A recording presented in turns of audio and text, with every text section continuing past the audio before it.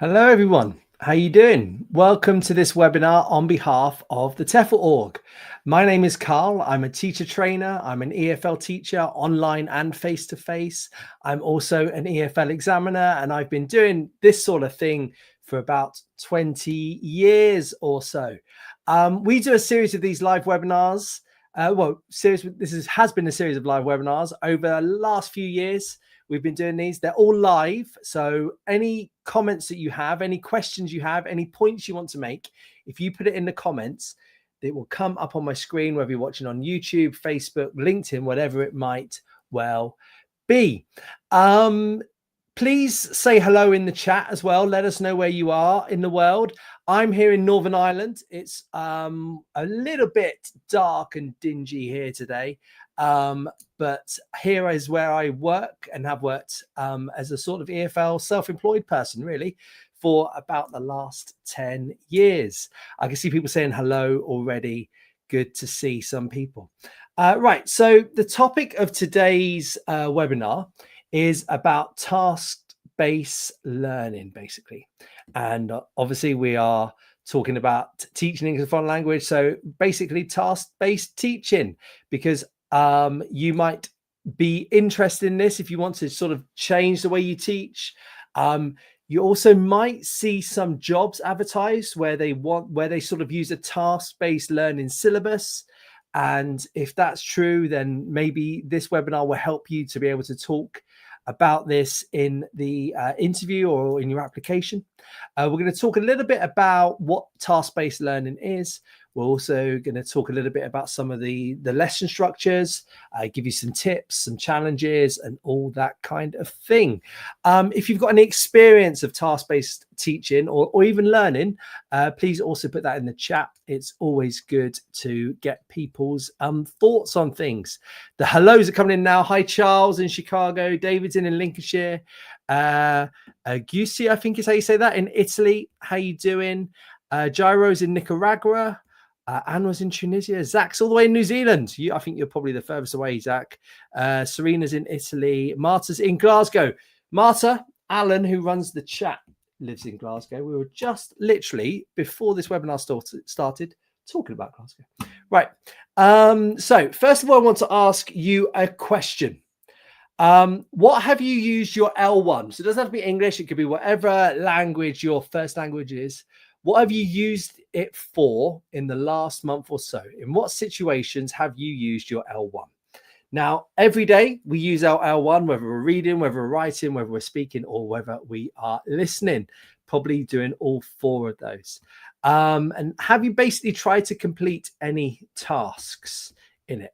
Now, you might say that every single time you use your language, you're trying to complete a task. You know, if I speak to my wife at the end of my workday, ask her how we're going, how you doing, she is trying to find out about my day. I'm trying to find out about her day. When I pick my daughter up from school, you know, I try and find out about her day. She asks me some questions. She wants some information. You know, almost every interaction is some sort of task.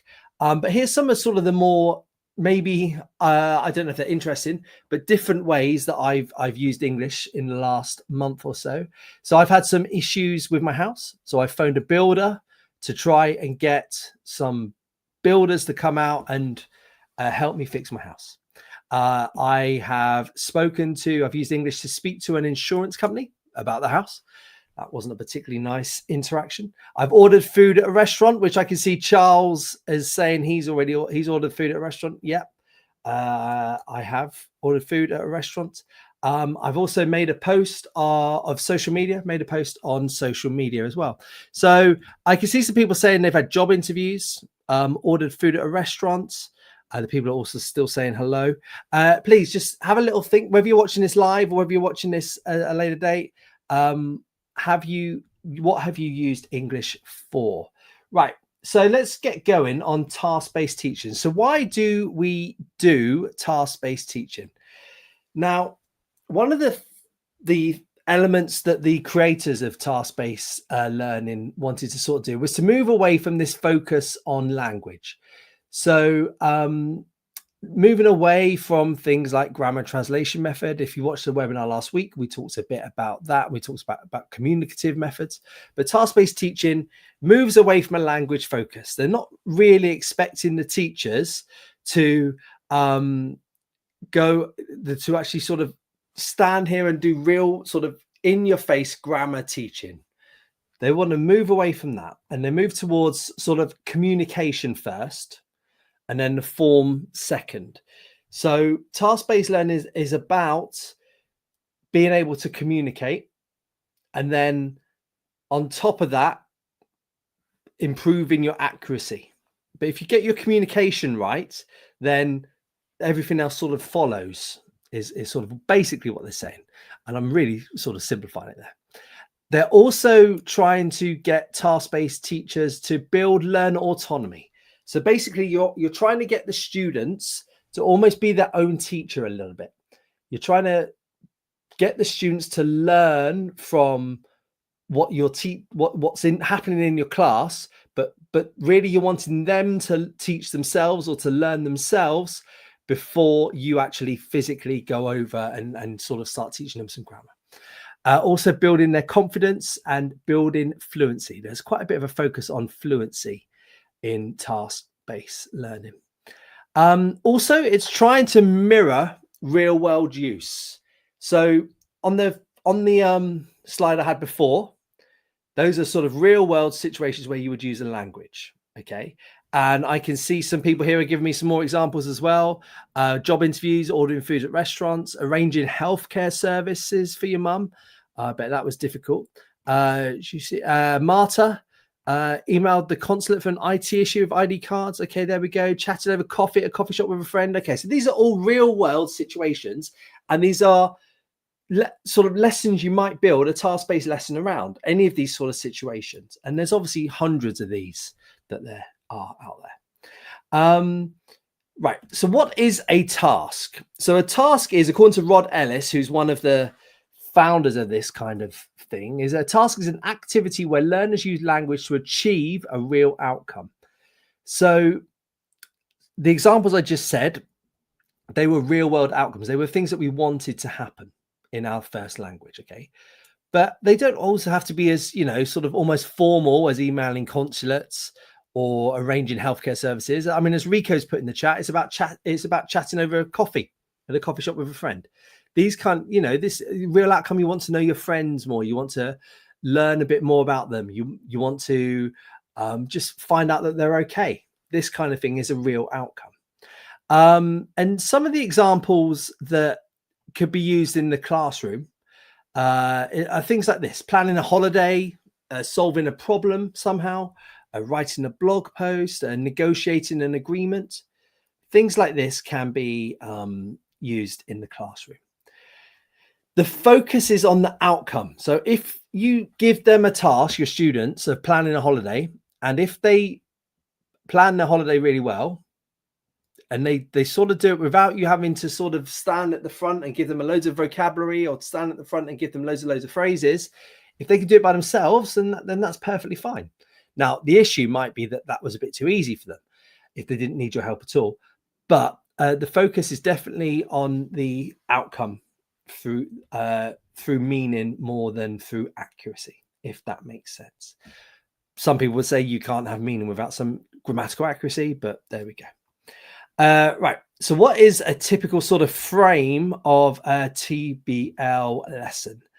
Right, so first of all, it would be like the pre-task. So here you would do something like introduce the topic. You might pre-teach a bit of vocabulary, or you might get them to try and notice some vocabulary in a text you've given them. You might do some sort of modeling of a task. You might pre-teach a few expressions that are going to be useful in the task that you're setting them up to do. You might just do a few of these, or you might just do sort of one of these. Kind of depends on your class and what you feel like they necessarily need. But you wouldn't go into a huge amount of detail on this. You are just sort of introducing the task and just getting a bit of giving them a little bit of a help at the start. Then you go into something called the task cycle. And basically, you would just sort of say, right now, plan a holiday. in pairs or in groups, plan a holiday. And you might give them a bit more information. You know, it's a 1 week holiday. It's a holiday in your country. It's a holiday where some family members want to go. You might not give them complete free range. You might give them a bit more information. But basically, you've just sort of done this. Have you noticed there's no sort of grammar teaching here? And then you're sort of saying to them, right, okay, now go do this. And the theory in that is that they learn from each other. And the theory is also that they learn from these things that you introduced in the first task, especially if it's some sort of model. And, you know, what the idea behind it is that they notice particular phrases that are useful. They notice particular vocabulary or sort of formality phrases that are useful, and they take these and they use them themselves. And your goal is to walk around, and your role, sorry, is to walk around and just listen to them and just sort of guide them towards the outcome by sort of saying, okay, could you have used any of these phrases from the task we did before in the pre-task? Okay, I think you're going a bit off task there a bit. Can you know, have a look at this. You haven't covered the second bullet point yet. Could you go in and just work together and do that one? And your role is to sort of guide them towards the outcome more than just stand there and go, the past tense is a verb plus ed. You know, your role is to sort of guide them. And then after they've done this, you then might go into a bit of language focus then. And a key part of TBL is that you're trying to get them to be autonomous by noticing their own issues with language and reflecting on themselves or reflecting on the pairs. Now, you would reflect on how well they completed the task, first of all. Did they successfully do this? What you asked them to do? Did they successfully plan a holiday? And what phrases did they use that worked well? Where did they have some problems? And then you might go in and you might have noted down as you walked around some particular phrases that would have helped. And then you might just teach them. Now, you sort of don't necessarily go into the lesson. Now, you would sort of try and predict the phrases that would be useful and any issues they might have. But there, you might have a problem as a teacher in that you are noticing some things that you hadn't planned for. And you might then have to be thinking on your feet a bit and go in there and sort of start teaching some things that would have helped or where they had issues with. And basically, you're trying to get them to notice the gap between their ability now and where they need to be to complete the task at a high level or to complete the task successfully. And they notice this gap through your reflection, through your practicing, so anything that you find at the end. They also notice the gap when they talk to each other and they find that one might know a few words more than another. And also they notice their gap between the things that you taught them in the pre-task and then what they actually did. And then this is key. The stages can then be part of a cycle. So they've done this. And then you might say, right, okay, so look, we did pretty well, but we had a bit of problems with this third bullet point. Using the language focus we've just done, using these phrases, can you now complete the task again? And then they go through and do the task again, and then hopefully they'll do it better because they've noticed where they had a problem before and what they need to use. So that's a basic TBL framework. I'm loving all the ideas of people coming in and saying what they've used their language for. Now, also, if you've got any questions or you agree or you disagree with any of this, please do put it in the chat. I will get to the questions at the end of these PowerPoint slides. Right, so I'm going to give you an example lesson, planning a weekend away. So task goal, you've decided to say to your class, right, you're going to plan a 2-day trip for classmates. Now, notice here, the goal of your lesson isn't to do the past tense. The goal of your lesson isn't to learn vocabulary on a certain thing. You're saying the goal here is to plan a 2-day trip for you and your classmates. And you might write that on the board to let them know what today's goal is. And you might, as a pre-task, you might sort of say to them, right, okay, this is what we're doing today. With your partner, think of some destinations you can go to. Or watch these travel videos, and you might do a little bit of comprehension questions around the videos, but watch these travel videos. Can you get any information there that might help you to plan this task? The whole thing is to plan this weekend. Okay, you're not really trying to test their listening skills. You're trying to get them to use this video to help them plan a weekend. And then you say to them, right, now with your partner, with your group, plan a trip. This is your budget. This is how long it's going to be.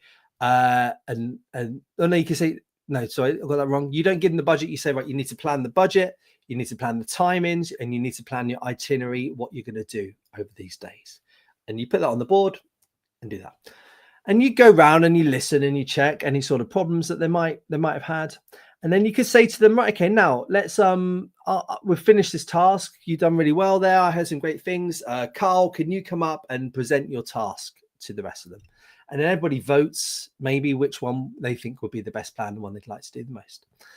And then you might do some sort of language focus where you do some phrases for suggesting, some phrases for agreement, and ones that you feel like could have helped them in the task. You then work them up on the board. You find out any errors that they had, and you maybe put them up and you work on those errors. And then you say to them, right, okay, that's really good. Now plan a 3-day task, or plan a task to plan a trip for 3 days, or plan a trip to another destination. And then they do it all again, and hopefully they do it better the second or third time round. Right, so what are some of the benefits of TBL? Promotes authentic communication. You're trying to get them to do something that is authentic, that will hopefully help them in their real lives when they come to use English.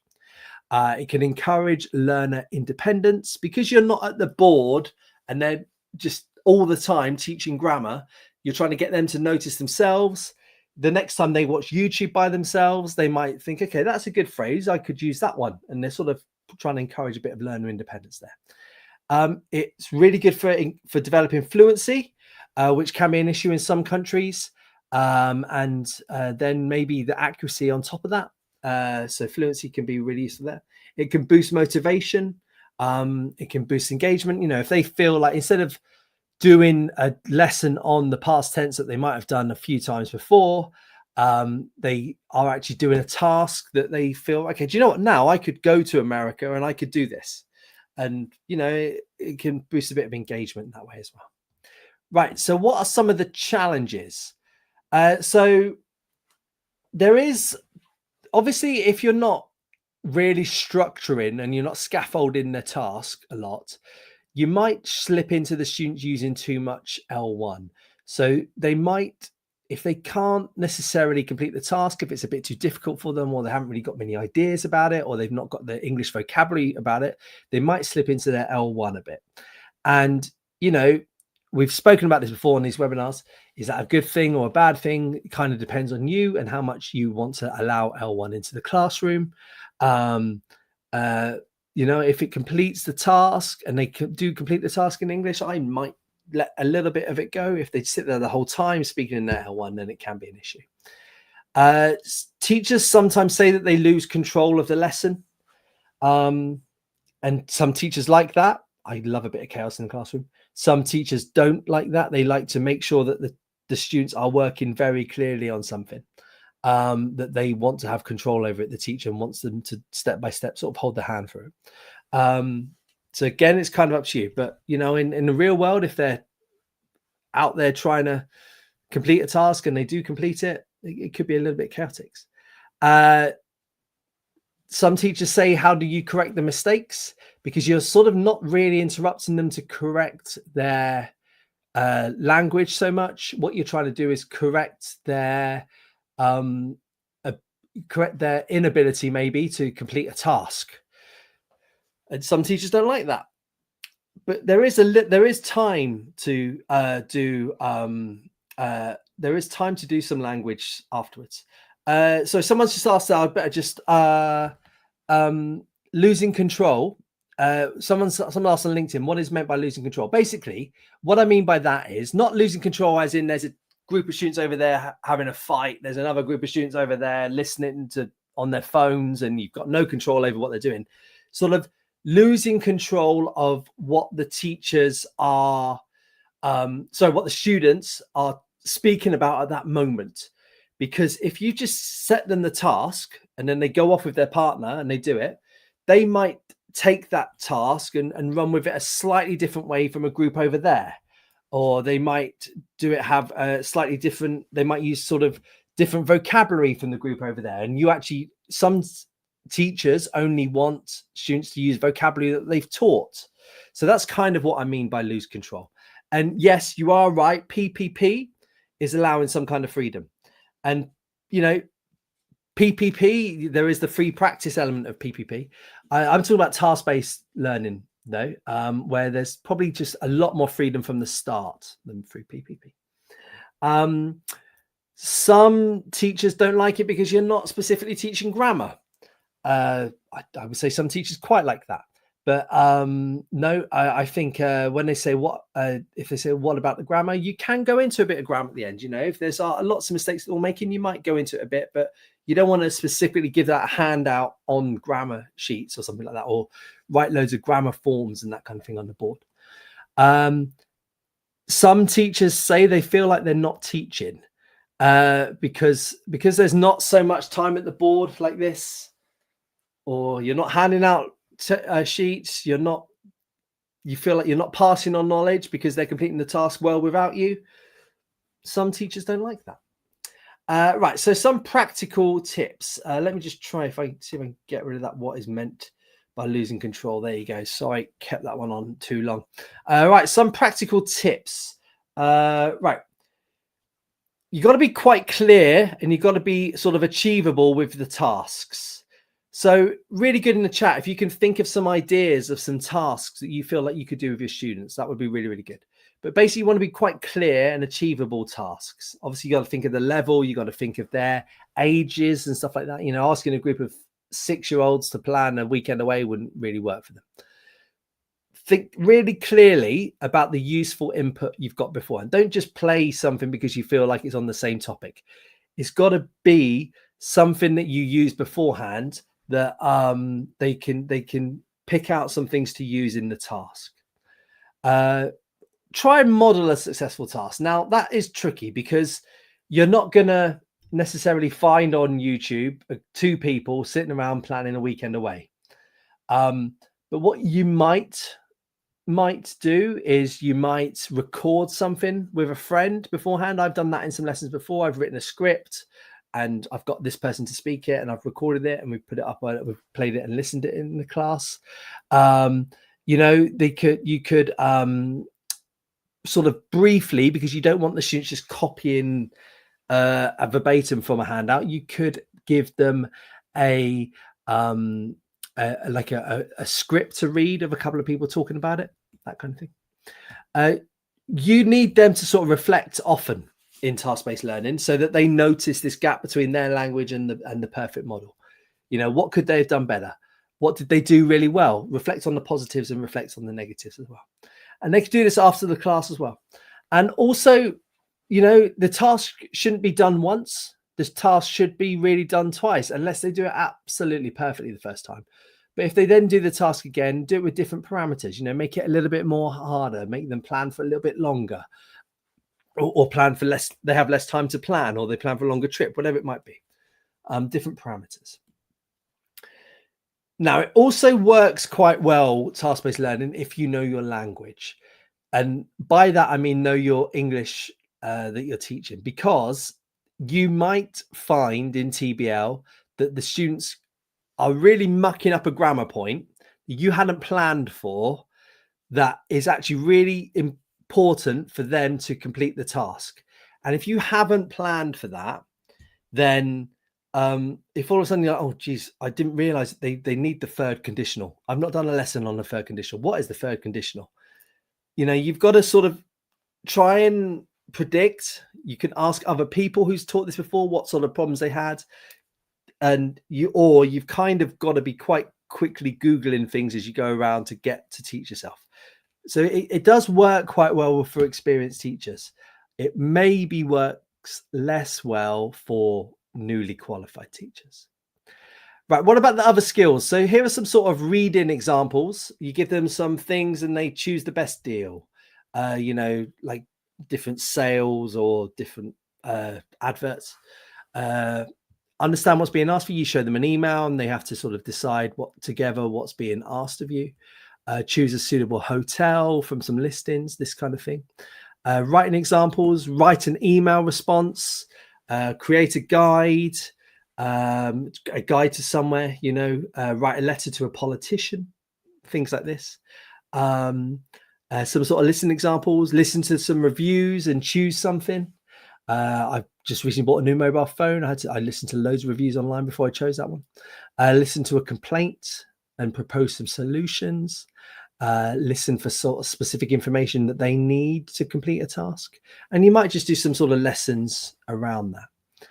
Right, adapting it for online, obviously breakout rooms. You don't have to do anything majorly different, I think, online for TBL. Get them to share docs and, using these docs together to plan, to complete, keeping the slides up, this kind of thing can really, really help them to notice some gaps. Have some sort of website where they record reflections afterwards. Something like Flipgrid can work really, really well. It's a website that might be worth trying if you do lots of online lessons. Focus on the interaction and the task. That is still the key when you're online, put them into groups, making sure they do the task and that they're interacting. Right, some key takeaways. You want the task to create some sort of purposeful communication, something that is useful to them in some ways or that they're going to use in the real world. According to TBL, fluency leads to accuracy. If they get the fluency right, that then completes the task, but then you then notice that they could have done it better. That's when you sort of then do the accuracy. Your role is, first of all, as a designer, to create the tasks, to think of the tasks, to design or to find input, and check the level of challenge, check the challenge level, how easy it is or how difficult it is for your group. Then you're supposed to go and then guide, monitor what they're doing, nudge them a certain way, and try and encourage autonomy. Think, okay, right, I'm not going to say what phrase could help you, but have a look again at that pre-task, or listen again, everybody. What phrases can you find now that could help us with the task?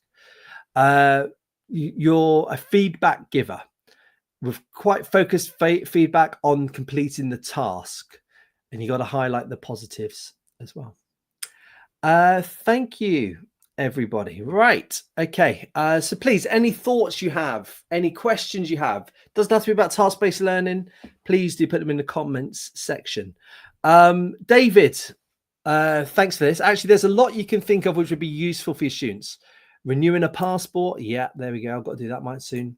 Some car insurance, yeah, cool. Applying for funding, applying for mortgages, yeah, this kind of thing. So I do a lot of ESOL classes, and one of my first lessons that I do for people that are in the UK who have moved to the UK, one of the first things that I do with them is phoning for a doctor's appointment, because that can be, quite a tricky thing to do. But also filling in some forms and being able to say things like their date of birth, because they get asked that a lot. Rico, and I should say, yeah, let me just do Rico's, then I'll go back. No, okay. You like using a short YouTube vid for a pre-task activity to reflect on. Okay. There we go. Some really good ideas. Yeah. It doesn't have to be a certain way. It can be, you'll find ones that work with your class. I should just go back before David made that good point. He did say flirting with a crush, perhaps. Now, I have done lessons on flirting with my students, and they absolutely loved them, which is quite ironic for me because I'm a terrible flirt and always have been. A terrible flirt as in I'm not very good at it, not as in I do it a lot. David, of a private tutor who goes for coffee with students and charges for lessons? There we go. Lovely. Yes, that's really good. Why not? And Rico, could David be talking about you, Rico? You've started a group that meets outside class to have coffee and chat about whatever is on their minds. Yeah, exactly. There we go. The students can give you the tasks. You can get tasks from students because they could say, oh, teacher, next week I need to do this in English, or next week I'm doing this. Can you help me with this? Look at all these ideas. Rico, David, you should be doing this instead of me. Find explaining an online article, reading materials, magazines available to, yes, perfect. David, what age groups has task-based teaching work best with? Right, interesting.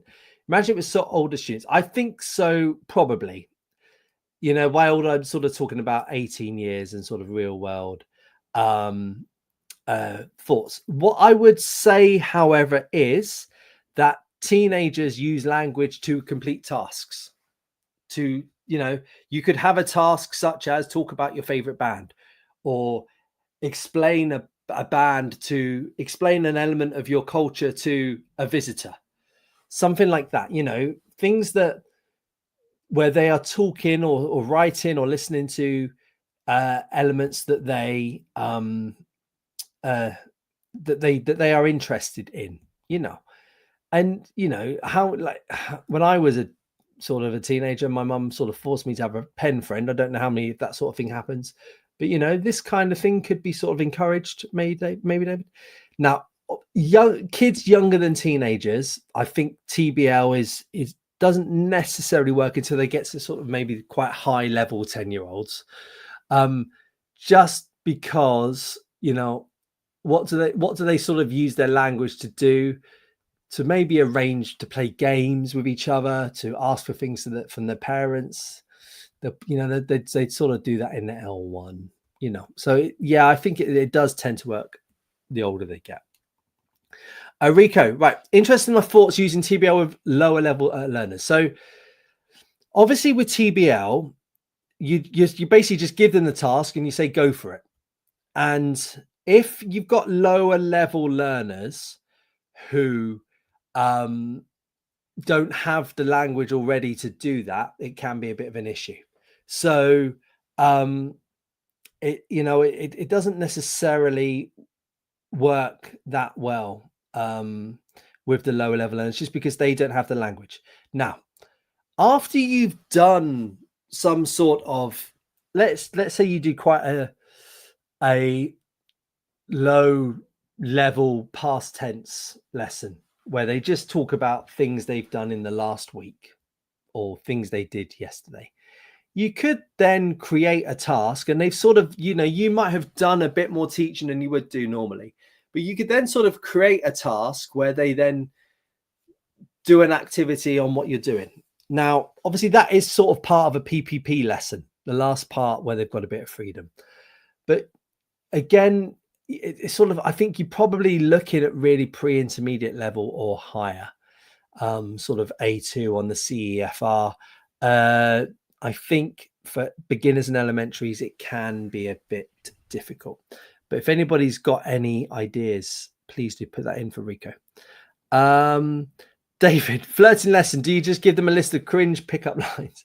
You could do.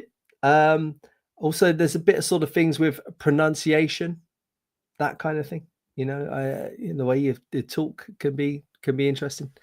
Marta, has anyone taught TBL in community class settings, and has it worked? So now look, I'm in the UK, and I think community classes might be an American thing. If anyone can help me out what a community class is, I'm going to guess that a community class would be teaching people English who are already in an English speaking country. Could that be? I think in the UK and in Ireland, I'm not sure about Australia and Canada and other places, but we call those ESOL lessons, ESOL lessons.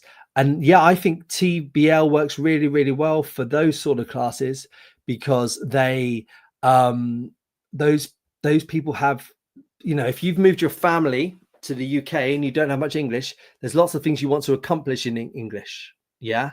And you just go for that. And, you know, they want to be able to make a doctor's appointment. They want to be able to talk to their teacher about their child's teacher about something. You know, they want to apply for jobs. There's lots of very specific tasks there, and TBL works really, really well by that. I think that is sort of what I'm talking about. David says classes offered by community college in USA, affordable education. Yeah, so that sort of sounds like it could be. Paul is also saying usually at a church. Yeah, because a lot of ESOL classes in the UK are run by religious organizations.